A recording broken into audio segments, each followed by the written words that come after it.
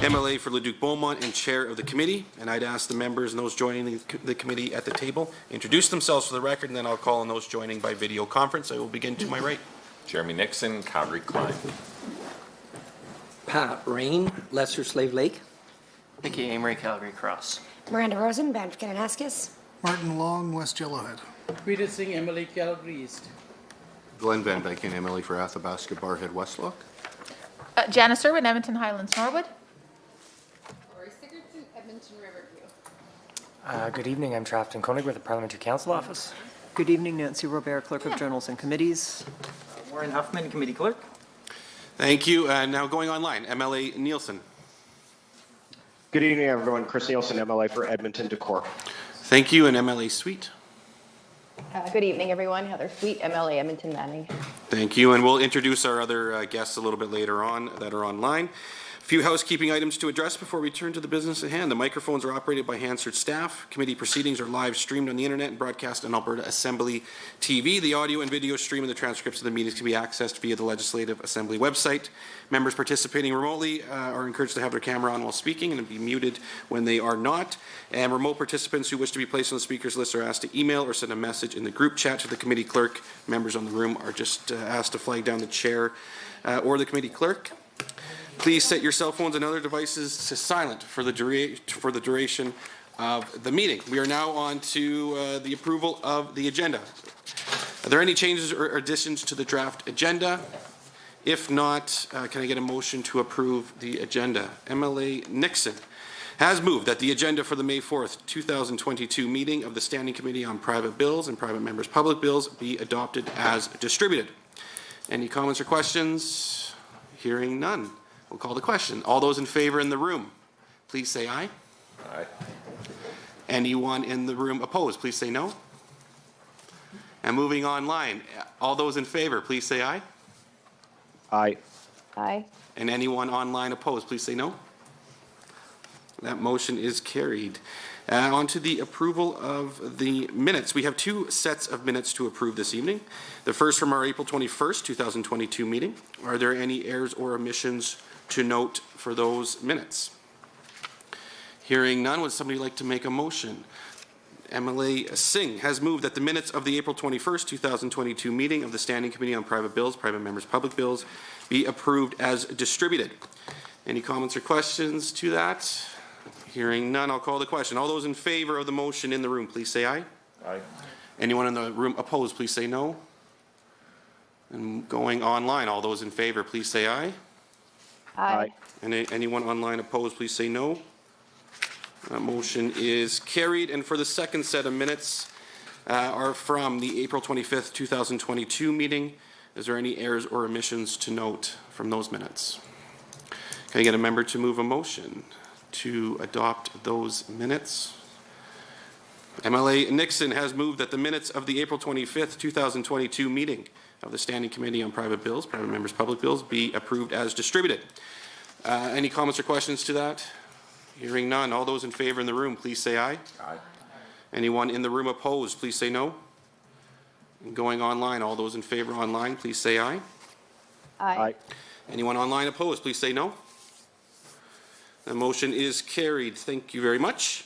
We will now turn to the main business at hand, the review of Bill 206. So, honourable members, Bill 206, Prohibiting Ownership of Agricultural Lands, Pension Plans and Trust Corporations Act, was referred to the committee on Thursday, April 28, 2022, in accordance with Standing Order 74.11. The report on the bill is due to be presented in the Assembly on May 12, 2022.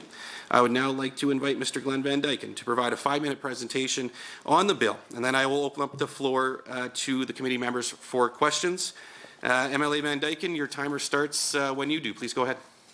Okay, thank you, Chair, and thank you, Committee.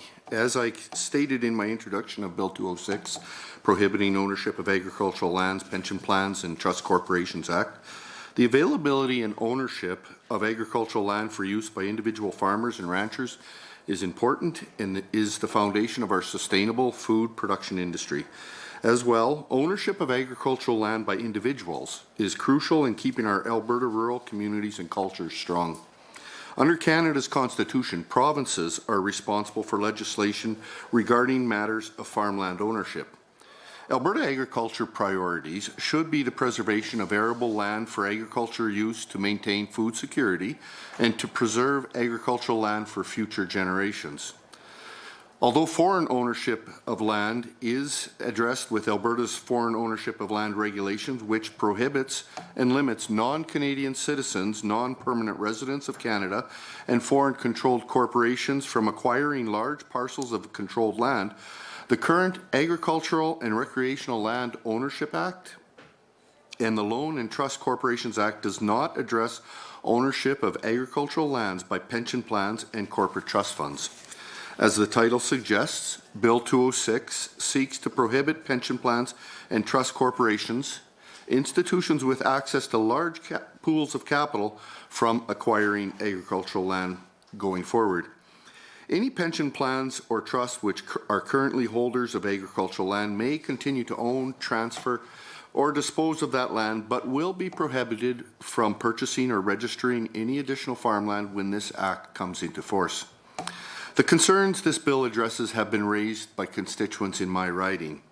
Farmers and ranchers are concerned about the future generation's ability to be involved in the agriculture industry. This topic comes up on a regular basis, and Albertans I talk with are concerned about agricultural land being bought up by institutionalized investors and the effect this will have on rural communities, especially if it is allowed to accelerate and grow. With a growing concern over the issue of land grabbing by institutionalized investors and the threat this may have on the availability of farmland for ownership by individuals, agricultural communities and farmer groups have been advocating for legislation in provinces across Canada. In 2015, our neighbouring province, Saskatchewan, put in place similar prohibitions as Bill 206, responding to concerns by their citizens when the Canada Pension Plan Investment Board acquired 115,000 acres of farmland in a single purchase by purchasing the assets of Assiniboia Farmland Limited Partnership. Amendments made to the Saskatchewan Farm Security Act now prohibits organizations, including pension plans and large trusts, from purchasing parcels of farmland in Saskatchewan. Other forms of legislation to protect farmland, preserving arable land for local farmers and ranchers, exist in other provinces as well. In Manitoba, under the Farmlands Ownership Act, Canadian citizens and permanent residents of Canada, as well as corporations controlled by Canadian citizens and permanent residents, may acquire farmland of any size. But non-Canadian citizens or non-permanent residents of Canada, as well as corporations that are not controlled by Canadian citizens and permanent residents of Canada, cannot generally acquire Manitoba farmland. In Quebec, non-residents and any corporations not controlled by Quebec residents are prohibited from acquiring farmland without the authorization of the Commission for the Protection of Agricultural Territory of Quebec. The Commission must take into consideration several criteria prior to the authorization and may not authorize the acquisition of more than 1,000 hectares of farmlands to any non-resident of Quebec or any corporation not controlled by Quebec residents. In Prince Edward Island, no individual can own more than 1,000 acres of land in the province, and a corporation cannot own more than 3,000 acres. Institutionalized ownership of farmland poses a significant risk to the sustainability and culture of rural Alberta communities and how they exist today. Bill 206 will help ensure the long-term sustainability of rural Alberta communities and the agricultural industry through the protection of individuals owning available arable lands for the use by farmers and ranchers. I expect we will continue to see similar legislation being introduced across Canada and in provinces that have not already done so. With that, that closes my remarks, Mr. Chair. Thank you, MLA Van Dyken. You're just right on time. So I now open up the floor to 20 minutes of questions, and we're going to be starting just online with MLA Sweet. Please go ahead with the question and follow up. Thank you, Mr. Chair, and thank you, MLA Van Dyken, for your presentation. I agree with you that ensuring that we have generational access to farmland is important to the industry of agriculture in Alberta. And I recognize that you have identified other jurisdictions that have done this. Something that happened, which I think your bill is mirroring, is what happened with the government of Saskatchewan. And I know you and I have spoken about this. I'm just wondering, in regards to the consultation piece, just to make sure that when this is implemented, or if this is implemented, it's done correctly. Are you willing, or have you looked at expanding that consultation piece to ensure that there's a broad spectrum of Albertans that are engaged in this process? Good. Thank you for the question, MLA Sweet. A very good question. I believe that the introduction of Bill 206 was largely, from my perspective, an opportunity to open the conversation within Alberta. I believe it's a conversation that's necessary, and I believe that it's a conversation that's important. We, as government, we have an obligation to the social well-being of our communities throughout the province. We also have an obligation to ensure the future sustainability and success of our agricultural industry. With both of those things in mind, I think it's important that we also hear back from Albertans. I do not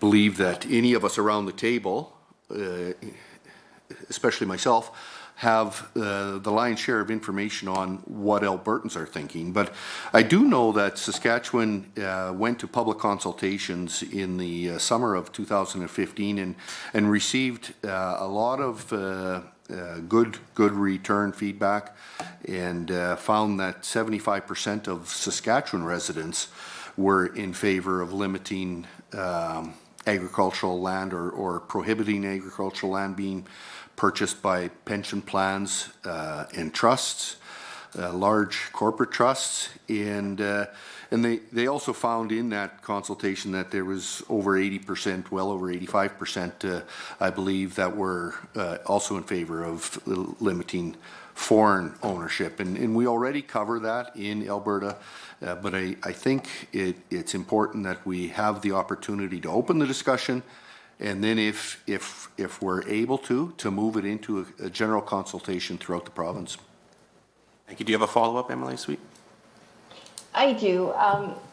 And I agree with you, Mr. Van Dyken, that I think it's important that we have that conversation. I think one of the barriers that maybe we can agree on is that it's the entry into agriculture that's a big barrier for our up-and-coming agriculture industry, like our those who are looking at getting into farming or ranching. Do you have any in your research or consultation that you've done so far had any recommendations or suggestions provided to you in how we support young farmers in getting access into the industry? Because obviously part of the reason why this is an issue is that the price of real estate, the access to land is a barrier.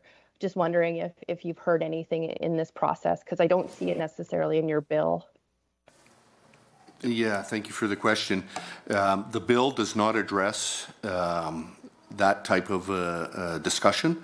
I believe that the programs that might be put in place around barriers for beginning farmers and such need to be addressed by another piece of legislation. This bill, I'm like when I first became an MLA, it wasn't a month in, and I had an elderly gentleman come into my office, my constituency office, with concerns about the future of agriculture and what that would look like in a couple decades if we allowed the continual absorption of land by institutionalized investors. He did highlight that he was concerned for his grandchildren and their ability to stay involved in the agricultural industry if we moved further and further down the road and in the direction where institutionalized investors became the lion's share of ownership within any area. There's a lot to be said for programs that can be developed to try and help beginning farmers, but this bill does not address any of those areas. You're correct. Thank you for that. MLA Amory, you're up for a question and follow-up, please. Thank you very much, Chair, and thank you, MLA Van Dyken, for being here this evening and presenting to us on your bill. I understand that you've talked a little bit about this, and for a city boy here that wants a little bit more information, I'm hoping that you can help provide a little more information about your proposed Bill 206. You talked about, quote, the future of agriculture, end quote, and you touched on this in your presentation just earlier in your initial summary and in your answer to MLA Sweet. And I understand, as always, our time is limited. But I would personally like for you to help me understand by elaborating on what you perceive the impact is of corporate-held farmland in rural communities. And if you can provide to this committee real-time examples of what you perceive to be that concern, or perhaps some information on what you perceive a threat might be going forward in the future that you could provide to us, that would be helpful. And with that, perhaps in your answer, provide us with a comparison of what prompted our neighbors in Saskatchewan to take action to introduce similar legislation. Thank you. Good. Thank you, Emily Amory, for the questions. I think general understanding and perception would be that individuals, ownership by individuals in agricultural property would lead to more a sense of importance for the preservation of farmlands. Owning the land in the long run allows for farmers, and this speaks to the threat to the agricultural industry if individual ownership is not in place.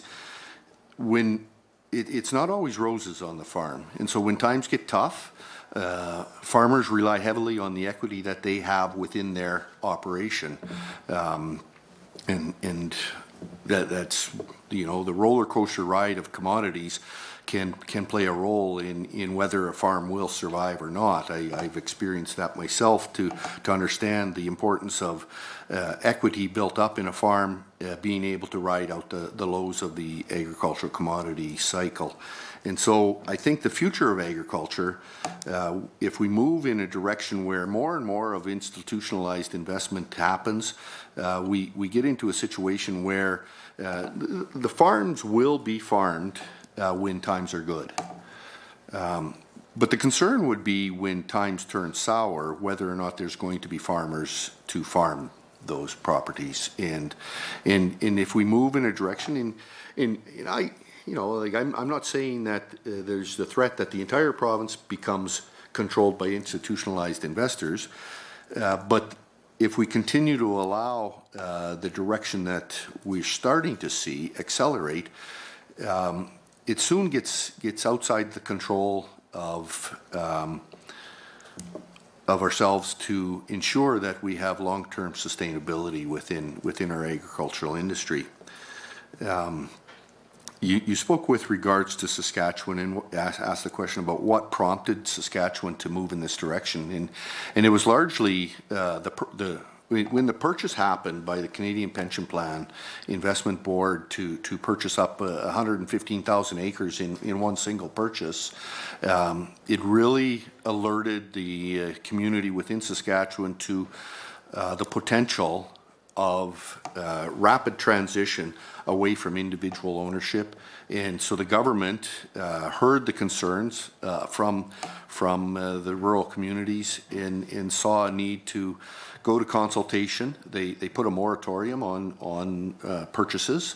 I don't propose that in my legislation, but they put a moratorium on purchases by institutionalized investors and went on a province-wide consultation to see what they could learn. So that's what prompted it, that one single purchase really alerted the communities on the threat of how fast this can go. Do you have a follow-up, MLA Amory? Certainly, and it goes along the lines of what you were talking about earlier with respect to highlighting the importance of individual preservation. I think you mentioned that you suggested that both community and culture might be impacted by corporate land takeovers.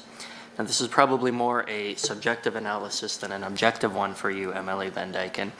But I'd like for you to provide this committee, if you could, with a little bit of information about how individual or family-owned farmland might serve the community better than corporate owners. Yeah, so if we take a look at the establishment of our rural communities throughout the province, the settlers came into our province a little over 100 years ago and started to take up quarter sections were offered and started to improve and develop the agricultural industry. But at the same time as developing the agricultural industry, they were developing communities and communities that were helping each other in farmland ownership, I believe, by individuals plays a huge role in ensuring that you have local community and strong local communities where families come in, they have individual ownership of farmland, they set down roots, often for generations, several generations, and those farmers typically are huge supporters and pillars in their local communities and supporting their local businesses. So I believe that that's a strong foundation that our rural communities are built on, and I believe it's worth protecting. Thank you for that. Next on our list is MLA Singh. Thank you, Mr. Chair. First of all, I would like to applaud honorable member for a wonderful presentation about his private member's bill, Bill 206. And I'm interested to know the idea of how the member have this bill created. Yeah, like I said in my speech, the idea largely came from that first individual that came to my office when I first became an MLA, and the concern that he raised. It was right at the time that Saskatchewan was beginning their consultation on farmland ownership in Saskatchewan and whether or not they would continue allowing institutionalized investors to take up farmland. But it wasn't just that one individual that raised that. I've heard it, almost every month someone's going to come to me and say, like, this is a concern. This will impact how our rural communities actually operate, and this could have a significant impact on our agricultural industry going forward and on our rural communities. So that's kind of the start of it all. With that, I will also say that I believe that it is important to recognize that now that door has been closed in Saskatchewan, they will go to the next jurisdiction that the door is open. So Alberta is the target right now with 31% of the agricultural land in Canada that they will continue to move in that direction, and I believe it's worth having the discussion to see if Albertans are okay with that. Thank you. Do you have a follow-up, MLA Singh? Go ahead. I do, Mr. Chair. And what stakeholder consultations did you do prior to tabling this bill? And what feedback, if you did, you hear from them? So largely my consultation is done within my constituency. It's within my constituency. All I'm not going to say all counties have raised this, but I've had this concern raised by five of my counties out of the 9 that I represent. People within those counties. But I also believe that in general coffee talk, when you go around throughout the constituency, it comes up on a regular basis. So I know that if that talk is happening within my constituency, it's happening throughout Alberta. And I think it needs to be elevated to the point where we as legislators recognize that discussion is happening and take the effort to try and understand the direction that we should go in this province. Thank you, Member, for answering my questions. And I appreciate you taking time to be with us today and having Bill 206. Thank you, Mr. Chair. Thank you, MLA Singh. We're going to go back online now. MLA Sweet for a question and a follow-up. Thank you, Mr. Chair. And again, thank you, Mr. Van Dyken, for answering the questions. I am curious if you, in those coffee chats that you've been having, if you're talking to some of our farmers that are looking at retirement and ensuring their financial prosperity when it comes to land transfer, if we're looking at limiting investments through this bill with pensions specifically, have you heard any concerns about the financial prosperity of those who are looking at exiting out of the agriculture industry? Good. Thank you, Emily Sweet, for that question. That's a very relevant question. I would suggest that it is the question that is asked almost immediately by those that are concerned that this is going to have a negative influence on the farmland values within Alberta. And they should be asking those questions. One thing I will highlight for the committee is in the Country Guide last month, in April 2022's edition, they did a story on it's called The Story of High Prices, and in that the document, the Bonnyfield financial CEO, Tom Eisenhower. Now, Bonnyfield is Canada's largest farmland investment management and property management firm, and has $1 billion in assets under management comprising of 134,000 acres through 120 lease relationships throughout the country, a number of them within Alberta. But the CEO made the comment that it is simply not credible to assert that investor purchases of farmland, which we estimate constitute about 0.5 to 1% of total farmland transactions in any given year, could drive prices in a market that may be as large as $500 billion, Eisenhower told the committee. So the investor, institutionalized investor community does not believe that their investment is actually driving up prices because they're such a small part of it. And so I take a little bit of comfort in knowing, or maybe knowing, but getting that perspective that likely the prices that we're seeing today is largely driven by the agricultural industry. But my concern would be that going forward, that the nest egg that some of the retiring farmers that do not have a transition plan into the next generation or so, that do not have another generation wanting to continue their farm, they might be at more threat allowing more institutionalized investment going forward, because when we get into like a large holdings of land within a region, controlling that land, we drive out any competition for the remaining land. And so I don't think it's healthy to continue to move in a direction that would put us in that situation. So right now, I don't believe that the institutionalized investment is having a material effect on farmland prices, and that this will cause a negative impact on those retiring farmers. But I do believe that we have to have that discussion to understand if we put ourselves in a bad position going forward. Thank you. MLA Sweet, do you have a follow-up? And there's 35 seconds.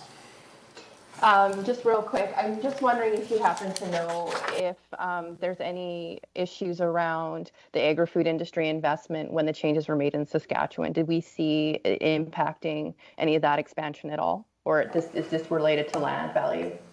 Yeah, I have no research on that. If we take a look at the agri-food investment that is going on within Saskatchewan, I believe it's actually proving that it doesn't impact it at all, that it actually encourages it, recognizing that it's a very solid investment in there and it's regulated properly. Thank you. That includes the 20 minutes for questions. MLA Van Dyken, thank you for your presentation and taking the time to answer the committee's questions. You're welcome to stay if you like. We are now going to move on to the technical briefings. So the committee has invited the Ministries of Agriculture, Forestry and Rural Economic Development and Service Alberta and also an invite to Treasury Board and Finance to provide technical briefings on Bill 206 today. The Ministry of Treasury Board and Finance was unable to present and respectfully declined. We do have representatives joining us online from the Ministries of Agriculture, Forestry and Rural Economic Development and Service Alberta. Mr. James White is the Executive Director of Natural Resource Management Branch with Agriculture, Forestry and Rural Economic Development, and Ms. Rhonda Golden, Assistant Deputy Minister for Consumer Registry and Strategic Services within Service Alberta. So I'm going to ask that you both have a 5-minute presentation. We'll start with Mr. White and just we'll go 5 minutes, then we'll go to Ms. Golden for another 5, and then together we'll do 20 minutes of Q&A. So Mr. White, please start, and your timer will start when you do. Thank you, Mr. Chairman, and thank you for the opportunity to provide the committee with some background and context to aid in your consideration of Bill 206. The focus of my presentation this evening will be on the ownership of agricultural land in Alberta, the trends and drivers of the value of our agricultural land, and how Alberta compares to jurisdictions who do restrict corporate ownership. So on the price of farmland values have been trending upwards right across Canada. Based on the 2021 Farmland Values Report from Farm Credit Canada, the national average of Canadian farmland increased 8.3% in 2021. And this is after a year of gain of 5.4% in 2020. Now, by comparison, the average value of farmland in Alberta rose by only 3.6% in 2021, and this is on top of the previous year, 2020, a gain of 6%. So compared to the national average, Alberta farmland values, farm value increases were well below the national average in 2021 and slightly above in 2020. Alberta had the lowest increase in 2021 among provinces with available data, with New Brunswick being the next lowest at 5.2%. Our neighbors in British Columbia showed the second highest increase in farmland values at 18.1%, second only to Ontario, and their gain in 2021 was 22.2%. The average value of farmland for our neighbors to the east in Saskatchewan rose by 7.4% in 2021, more than double the percentage increase we saw here in Alberta. These national and neighboring provincial values demonstrate that increasing farmland values are not unique in Alberta, and Alberta's increases have been just below the national average for about a decade. So on the ownership of farmland, let's consider who owns farmland in Alberta. This is a little more difficult to demonstrate in the context of Bill 206. Precise data on institutional ownership of farmland, so pension funds, trusts, and banks, it's not readily accessible in Alberta.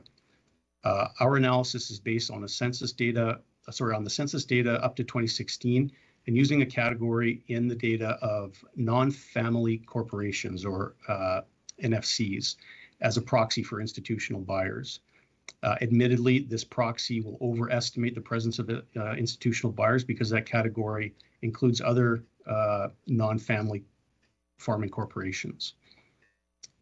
The department's analysis found that non-family corporations made up 1.9% of all farms in Alberta, accounting for about 3.3% of farmland in Alberta. The share of farmland managed by NFCs has exhibited some fluctuations over the previous 6 census years, and there's a minimum upward trend overall. So NFCs accounted for 2.8% of farmland in Alberta in 1991. That fell to 2.2% in 2006, then rose to 3.9% in 2011, which was its highest, and has fallen now to 3.3% in the 2016 census. So on the topic of drivers of land values, while corporate investment in farmland in Alberta is considered a contributing factor in increasing land values, there are many other drivers to consider. And 3 that are likely to be more significant include revenue generated from farming. For example, over the past 10 years, Alberta's farm cash receipts have been growing by around 6% on average per year. Another driver is low interest rates, enabling relatively easy access to capital and various loan incentive programs. And a third driver is the consolidation in the farm sector, so the move towards fewer but greater or larger farms. Other factors that come into play in some regions include urban and industrial activities and overall population growth in the province, which can encroach on agricultural lands.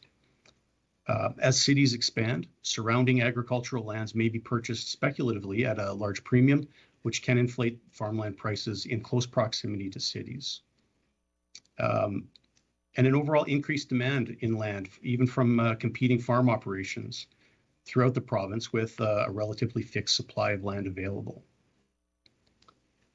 So in a comparison of jurisdictions, aside from the drivers that we just mentioned, we do hear concerns from producers and other stakeholders about the impact of corporate ownership on farmland.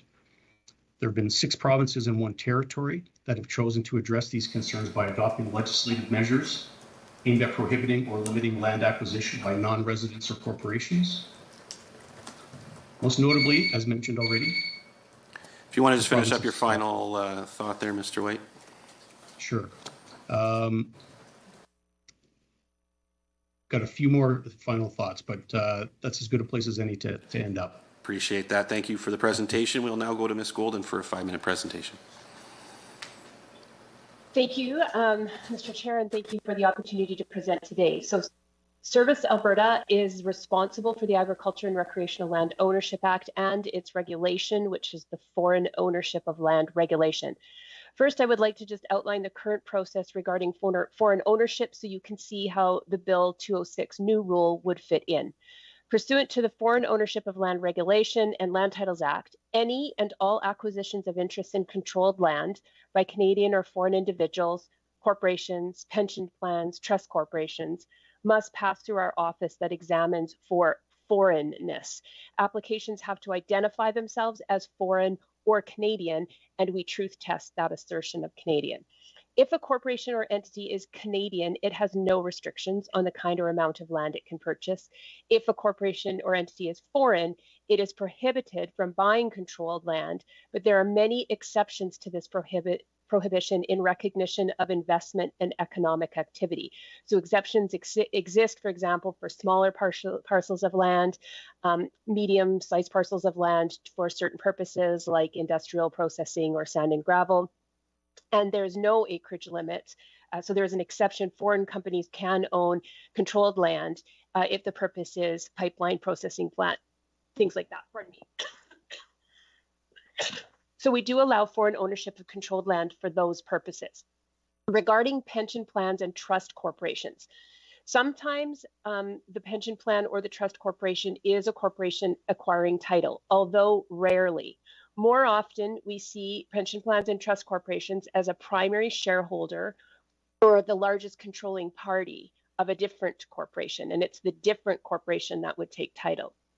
We do not track or classify the purchasers after the land title is registered, so we do not collect data about how much property is owned by such corporations. Should Bill 206 become law, because we were asked to tell you what would be the administrative or practical implications of that, it would be Land Titles who is called to operationalize Bill 206 and its new rule. Bill 206 is operationally feasible in that we have a unit to review titles that this new rule would capture. However, there will be no agility or exceptions for pension plans or trust corporations as Bill 206 is drafted currently. So for foreign ownership, there are exemptions, and there's also a sort of a backdoor exemption that says it can go to cabinet and an order in council could allow the purchase of land if there's a reasonable economic reason to do so. And none of those exceptions would be available for pension plans and trust corporations. In this sense, a Canadian-owned pension plan would have more restrictions than a foreign non-pension plan corporation. Pension plans and trust corporations who are only shareholders in a corporation, pension plans and trust corporations who are only shareholders in the corporation that would take title would not be prevented by Bill 206's new rule. And so that's our assessment of what the practical implications would be of implementing. Thank you for that presentation. We will now turn to committee members for up to 20 minutes of questions. And I was flagged down first by MLA Sigurdsson. If you'd like to go ahead with a question of follow-up, please. Yeah, thank you so much. Appreciate your presentation. And I think this is to perhaps Mr. Is it Wood, or how do you say that? White. I'm sorry. So I know that it sounds like sometimes there isn't the information. I think you referred to this, so that we do not know what percentage of the pension plans own agricultural land in Alberta now. Is that correct? That's correct. Okay, and is that something that you are looking at tracking, or this bill perhaps would move that forward? Right now, the data that we get is from essentially the census, the federal census. So unless that changed to allow that granularity of information, we don't have a way to collect that currently. Oh, okay. Yeah. And so do other provinces collect that data, like with Saskatchewan or Manitoba, which seems to also have a little bit ahead of us in terms of this kind of legislation? Not that I'm aware of. They could, but if they're relying on the census as well, then they would have the same information that we do. Okay, thank you. Thank you for that. MLA Long for a question and follow-up. Yeah, thanks for your presentation. So I'll confess I'm not sure how all this works. So I never grew up on a farm here. But I know that I've seen a lot of farmland around the outskirts of Edmonton, for instance, get turned into development. And I'm curious if this private members bill went forward, would it simply limit people from buying farmland, foreign ownership and pension plans from buying farmland for farmland, or would they possibly still be able to buy farmland and then develop it into high rises and that sort of thing?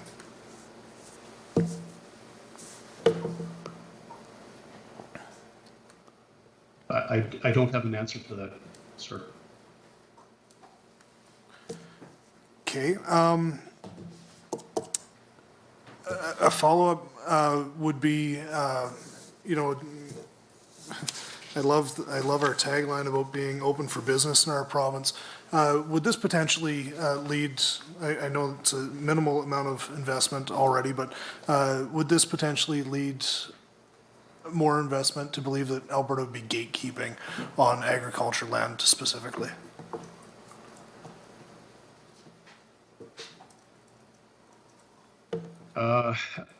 What I don't have a direct answer for you. What I can say is when we compare the changes in land prices amongst the jurisdictions across Canada, some who have similar legislation to Bill 206 and others that do not, we don't see a discernible difference in the changes in land value. Thank you. Thank you for that. We're now going online to MLA Sweet. Thank you, Mr. Chair, and thank you for the presentation. I do have a question in regards to cross-jurisdictional analysis when it comes to the implementation of the registration of pension plans. So this legislation does exist in Saskatchewan. So they must have a way that they're tracking the registration of the land title. So I guess my question is hearing from the way that the current bill is drafted 206 is that there wouldn't be a capacity to do that. Is there a recommendation of a function or ability that would enable this bill to do what the member is intending it to do? Like is there something that we should be exploring through the Saskatchewan model or something that would support what the member's intent is? So maybe I'll take a first crack at that, and then Mr. White, if you have anything to add. But so the question about the tracking of land titles. So in general, land titles, for all sorts of privacy reasons, is not actually tracking different types of ownership, right?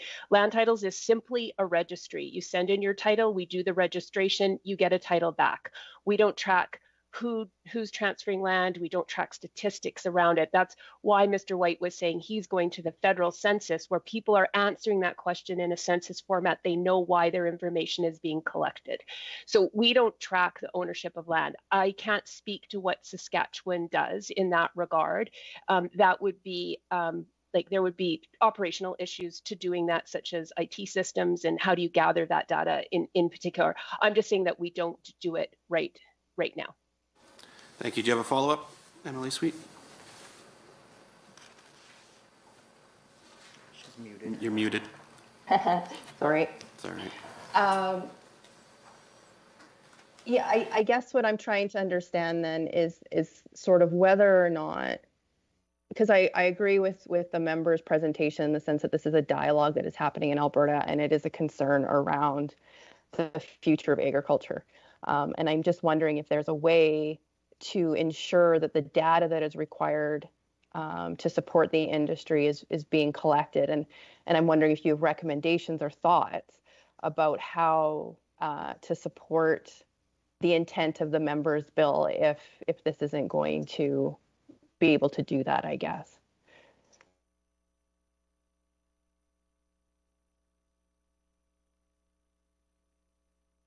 We haven't had any chance to do any kind of analysis about what it would take to track data, right? I mean, it's a fair question, but we haven't had a chance. I don't know what it would take. The other part of my presentation is that the Bill 206 rule is only going to capture pension plans or trust corporations who actually take title. It is not going to capture other corporations who take title but have a pension plan that is the controlling interest in that corporation. So if you're looking at intent, that is probably potentially the bigger issue than the tracking of data. The tracking of data is a separate issue, and ultimately recommendations maybe could be developed in that regard, but we don't have those at the moment. Thank you. I currently don't have anybody else on the list. I'll just look to the committee room and online, see if there's any other questions. Mr. Van Dyken.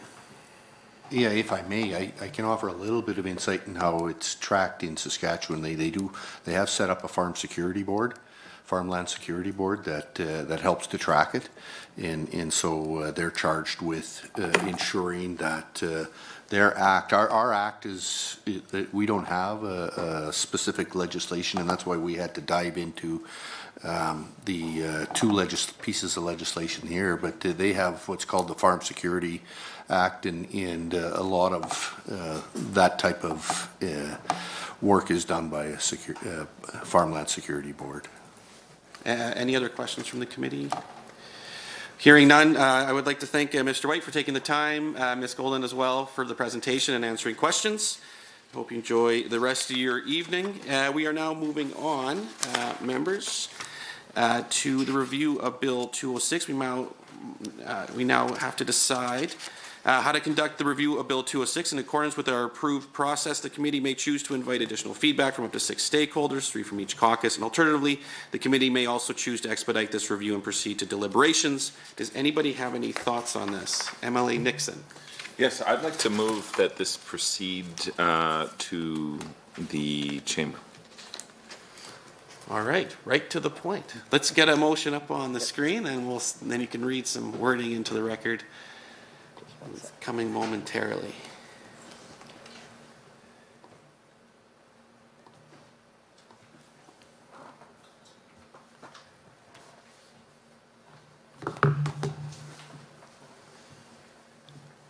So if you want to read through that wording, Emily Nixon, and then we'll go from there. Excellent. I move that the Standing Committee on Private Bills and Private Members' Public Bills recommend that Bill 206, prohibiting ownership of agricultural lands, Pension Plans and Trust Corporations Act, proceed. Thank you. Any other comments to that? Yeah, I think that what's been outlined here is a very big concern for rural communities and preserving the family farm. Obviously, moving forward with this would also help preserve rural communities and the beautiful culture that exists in our rural communities. So I also don't think that we're breaking ground here. We're following what's already being done successfully in other provinces. So with that, I recommend we proceed. Thank you for that. MLA Sweet. Thank you, Mr. Chair. And I would also support moving to concurrent into the legislature. My comments would be that we do look at expanding and ensuring that there is some significant consultation that is occurring while the debate does move forward. And that we do take in the considerations that our presenters have provided to the committee in regards to ensuring that the intent that the member has presented to committee is actually going to achieve the outcome that he's intending it to. But I do believe that having that debate in the legislature and maybe looking at consultation or amendments would be appropriate. Thank you for those comments. Member Irwin, do you have a comment? Yeah, and I haven't had a chance to get on the record yet tonight, but I did want to just weigh in and echo some of my colleague from Edmonton Manning's comments, and of course the member from Athabasca Barhead Westlock.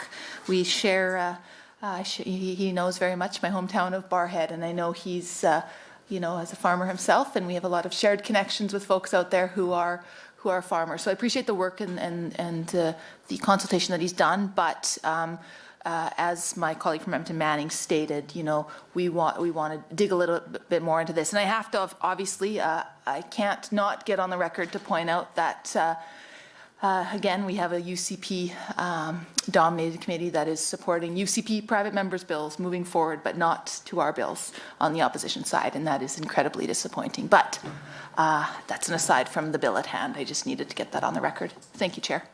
Thank you. Anybody else with a comment or question? Hearing none, we will call the question in the room on the motion as moved by MLA Nixon. All those in the room in favor, please say aye. Aye. Anyone opposed in the room, please say no.